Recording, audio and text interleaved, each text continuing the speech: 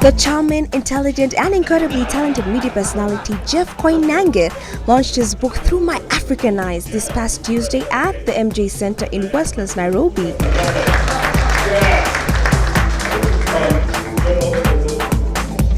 The 258-page autobiography that took Jeff 7 years to write is a mirror of his experiences from childhood, family, and his over 20 years experience in the media world. So tell us about Through My African Eyes. Look, this is a story about my life so far. I've had the privilege and of having a front row seat to history unfolding in Africa in the last 20 plus years. And I put it together and this is the result, Through My African Eyes. Let's not forget, that's what it is. It's through my African eyes. This is what I saw. This is what I experienced. This is what I came away with. It was definitely a well-attended book launch, and the cocktail event pulled a star-studded crowd ranging from politicians, CEOs, media personalities, and had extensive media coverage. For the introduction of the team, Windsor County and Golf Course for catering. A special thanks tonight to staff. The MC for the event was none other than CEO of Safaricom, Bob Koinange.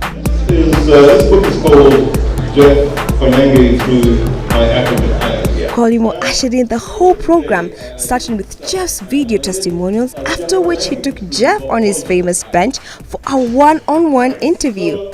You know, I think the African story isn't often being told by Africans, and what Jeff has done today is to redress that problem. He has such amazing experience across the continent, and you know, I'm kind of a third of the way through the book. So we've gone through the childhood and the school experience, and now we're getting into his employment experience, and it's fascinating because it is as he says, through African eyes. Nico Thiambo, famous for imitating Jeff's voice on the XYZ show as Kef Koinange, was also present to drop a few lines that entertained the crowd. And I go by the name of Kef Koinange. I've been practicing this voice for a very long time. Whenever I'm free in the bathroom, in the car, in a matatu, wherever it is I get a moment, I would do my best to sound as good as the man with the shiny hair, Jeff Koinange.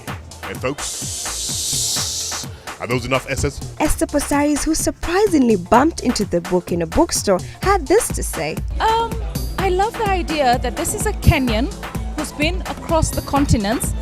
A lot of Africa is covered as well, and it will give us an inspiration just seeing it from somebody who's not trying to be biased or judgmental.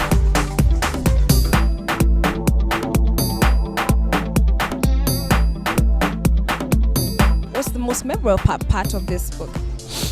Look, there are many memorable parts. Look, growing up in Kiampa, you know, near Banana Hill, that was amazing. Taking a matatu, paying 4 shillings from Banana Hill to Old Nation Center, 4 shillings in my time. Bonnie M coming to Kenya in the 1970s. I remember very vividly, you know, we went to watch them at KICC. And then later on, working for CNN and experiencing Africa, you know, from Senegal to Eritrea, from the Cape to Cairo, did it all.